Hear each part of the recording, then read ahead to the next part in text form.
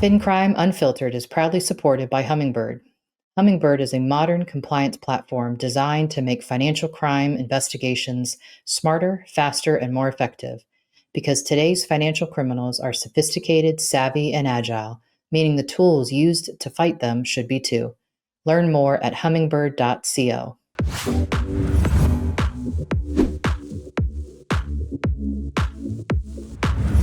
Hello and welcome to FinCrime Unfiltered. This is episode 22. I'm Sarah Beth Felix. Thanks for joining us again. Please email us at fincrimeunfiltered@illicitedge.com or find me on LinkedIn at I Follow Dirty Money. We always love hearing from y'all. I've sent many copies of my old structuring article out since last week's 21st episode. So if you are still looking for that, please, I'm getting to the various people that have reached out to me on LinkedIn, and I promise you will get a copy. Just don't laugh. It's a very old article, I think from 16 or 17. So, all right. And then also I wanted to announce on October 23rd, leaders from Hummingbird, TRSS, and Crackdown will share how AI and human intelligence can cut screening time in half, reduce false positives, and give your team more capacity for high-risk cases. The link to register is in the description for today's show. I know that'll be great. Huge fan of Hummingbird, huge fan of TRSS.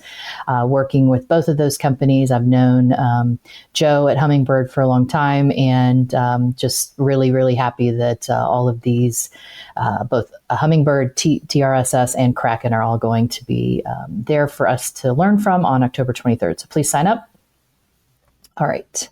We are going to talk very quickly today about a few things that I think some financial institutions need to know about and some fintechs and payment companies need to know about.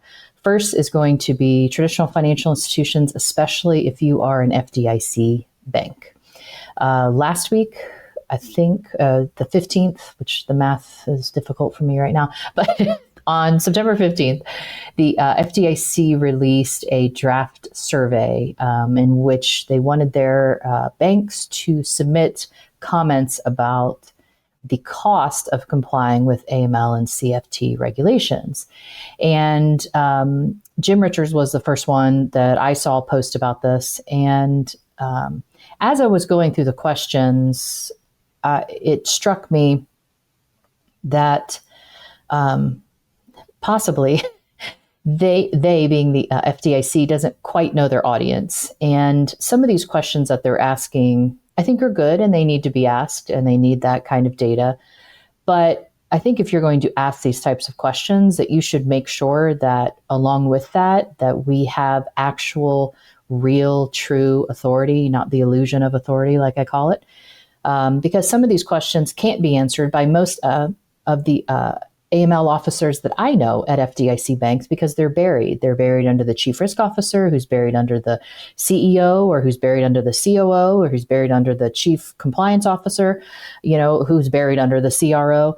And there's different things, there's different questions asked in the survey that I think if the FDIC actually took a strong stance and said, hey, that AML officer has to have an executive level of authority, not an appropriate level of authority, which is the wording that they use, but executive level of authority, then that one person who should be the person answering all of these survey questions would actually be able to answer all these survey questions. But there's questions in here about overall budget, overall expenses of the financial institution that because there's not true executive authority assigned to the AML officer position, it will be difficult for them to answer. So my fear in that is that the chief risk officer or the chief compliance officer that, kind of like has one finger in the AML pool will start answering these questions. So I hope if you are an AML officer at an FDIC bank, that you take the time to answer all of the questions. And if you don't have information for some of these questions, that needs to go in your answer. That needs to be, hey, I don't have true executive authority, so I can't answer this question, but I can answer these other questions. So we are going to put the link to the survey below as well. And I would encourage you to please answer. I feel like a couple of these questions are a little misleading. I'm not a lawyer, but I feel like they were written by maybe former prosecutors. because of how they're worded. But they do go through, they ask about your total operating expenses, how much are towards AML and CFT compliance costs every year, especially in calendar year of 2024. Then it asks which technology your financial institution, including software, uses in areas. And then they go through and identify like customer onboarding, due diligence, identifying suspicious activity, OFAC, 314A, CTR, et cetera. And of course, the question after they ask which one of these buckets, right? Which one of these areas do you actually use, you have to pay for software. The next question that they ask is approximately what percentage of the total direct cost of AML compliance is attributable to the production of SARs.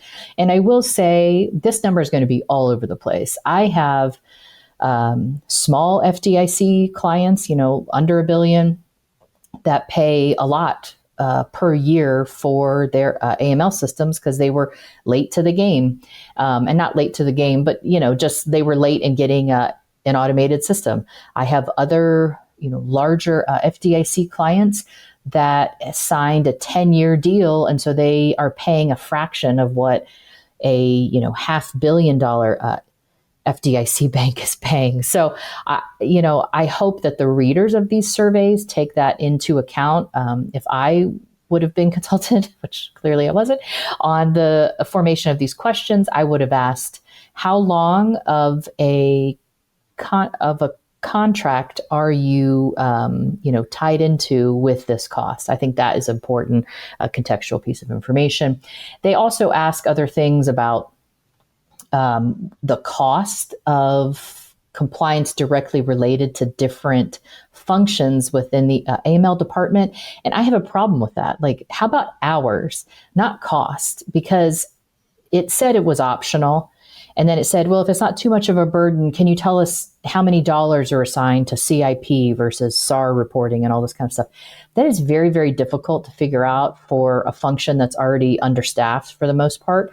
So, for me, if you're going to answer this, I would just say, hey, I am going to give you the hours from my team associated with each of these functions. And that should actually be in any well-performed staffing type of assessment. Those types of hours should be easily retrievable to answer this. They go through, they ask different things, what you do for OFAC, what do you pay for that? There was one question that I felt was a little telling in how they framed the question. They said, does your institution conduct anti-financial crime functions or activities or systems designed to combat financial crime, but are not directly required by the BSA or its implementing regulations? And then they go on to give an example about additional CDD programs or the operation of an FIU, of a financial intelligence unit. And then they asked, if so, what's the direct costs? And I thought, okay, so you're essentially saying in the examples that customer due diligence is not required? Or are you saying if they're using software for the CDD function, that that's not explicitly required? Well, using software isn't explicitly required across the board. So I guess I don't understand the purpose of this question. To me, it was like another kind of, kick to the shins where it's like, hey, we're going to wrap this up in a question, but really the way we're asking this question, we're telling you that the CDD and the formation of an FIU was not something ever explicitly required. Well, guess what? A whole bunch of things aren't explicitly required in what we do. So it was a little off-putting. But finally, the last part said, please provide any data, comments, etc., where there's limited usefulness in terms of what your institution is providing. And in this last area, I would recommend, if you are an FDIC bank, even if you don't answer anything else, answer this one. And I would talk about how the overarching requirement to report a suspicious activity, this is the whole reason why we do any of this, right? And I say this all the time. The whole reason why we do anything is to find suspicious activity, report it in a timely and effective manner to our law enforcement partners, full stop. I've said that, I think, on every other episode since I started. But the point is, when you answer this, I would be frank, especially if you are the AML officer, not the chief risk officer, not the CCO, but the person responsible for this, the person that's entrusted with this, that you answer very frankly about what is discouraging, right? Your whole system gives you fraud and structuring, and you have yet to check any boxes related to anything that's of priority to you: human trafficking, drug trafficking, TCOs, etc. If you have that type of comment, that's not a bad thing to say. That's like, hey, I need more information from FinCEN to help us tailor our monitoring so we can get useful information. Because, fraud is one thing, right? Like, let's not conflate and confuse money laundering efforts with all of the SARs filed for fraud. And that's where you should really be breaking those out and making sure that you're focusing on the money laundering, the more nuanced part of this, when you're responding to this letter. So that's my 2 cents. If you are an FDIC institution, please check the description, and we'll give you the link to go send your comments in. I think they're due in the next couple of weeks. So I hope you get some time to send some thoughts in, even if you don't answer all of them. Earlier this week, shifting gears a little bit, we had OFAC issued another penalty for $750,000 against a digital assets exchange based in Denver. It was incorporated in Switzerland. But what was really interesting, and I always do the breakdown on like lessons learned on LinkedIn, and on this one I couldn't really do it because really the only lesson was like, hey, have a sanctions compliance program, because this company had nothing. In fact, the order states that this company had no sanctions compliance program in place to screen either users or transactions for a nexus to a sanctioned country. That's pretty bad. I mean, we've had OFAC for 75 years and counting. So we had a U.S. company that raised a lot of money from some big VC firms in Europe, and those VC firms clearly did not ask the right question. And I know I posted about this probably 2+ years ago, but if you are a VC firm or you're working with a VC firm and sanctions doesn't come up and you're in a financial institution, fintech, regtech, crypto, you're in that space, and sanctions isn't a question that's asked about multiple times, especially if you're a VC company and you're looking at throwing money at something, you're going to lose your investment. I mean, sanctions is applicable across the board to every U.S. company, person, et cetera. So this isn't something like AML where it's more nuanced. Sanctions applies to everyone. So if you're looking at investing in a U.S. company of any kind, and you aren't asking about what they're doing for sanctions, especially if they are in a financial type of industry where they're facilitating financial transactions of any kind, fiat, digital, you must ask these questions, because this company was in severe violation of it. They literally had nothing, and they facilitated millions and millions and millions of dollars towards, or that went to sanctioned countries. It was interesting. The penalty, I think, was supposed to be like 36 million, I think, and they got, I think, like a 98% off sale. They got away with only having to pay $750,000. So just a lesson learned. I say it all the time. If you're a U.S.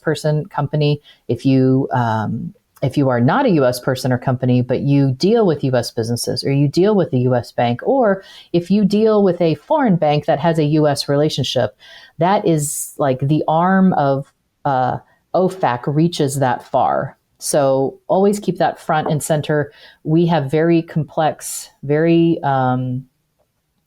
it's not linear. It's very don't do business with these people, don't do business in this country, but also don't do business in this industry with this person or with the country that may also be in this industry. It's very, very complex and layered. So, it's not as straight as just like screening the name function. So if that's what you're doing and you're saying, hey, yeah, I'm in compliance with sanctions, you really have other things to consider. Finally, because this is a short episode, I'm in the middle of a whole bunch of projects, and I'm getting ready to get on the road for the next 8 weeks or so. All right. And finally, I wanted to talk about something that I think we all need to be keeping an eye on. There is a select committee on the CCP. It's in our U.S. House of Representatives, and they had a meeting last week. They had a hearing on the role of Hong Kong in sanctions evasions as well as money laundering. That testimony was quite interesting if you haven't watched it yet. But out of that came a letter issued by the chairman of this committee as well as the ranking member. And that letter was to a large U.S. payments company about their future partnership with a Chinese payments company that is used on a popular platform. And the questions asked by this committee were great. I definitely have some thoughts about other questions because I feel like the answers that are going to be given by the payment company are going to be the truth-ish, right? It will be the truth, but it will not be the whole truth because the right questions weren't asked. So I don't want to, give away everything, but I think especially this committee, the select committee on the CCP, if you're not following them, they do have their own page. I would suggest that you do so. We know that Chinese money laundering is one of the biggest threats in the U.S. We've seen it both from FinCEN as well as the numerous amounts of DOJ cases that we've seen. So I think if you are in the anti-financial crime world in the U.S. specifically, that you start to pay attention to this select committee. I know that you probably don't have a lot of time. So I will be starting to post on some of these things because I think it's a good thing to keep an eye on when it comes to informing your threat-focused approach of your AML and your sanctions program, not just your AML program. This also has to do with sanctions, especially because most community banks and credit unions that I work with don't have a country like Hong Kong is not on their high-risk country list. It's typically China, but not Hong Kong. So I feel like there's some things that we need to at least be aware of. And I'm not saying go put that country on your high-risk country list. I'm just saying that this is something that we need to keep an eye on, and we need to make sure that we're not totally reactive to the findings that come out of this select committee. So I know it was a short session today. Hopefully next week I'll be able to spend a little bit more time, but thank you again for listening, and please don't forget to like and subscribe, and we will catch you next week.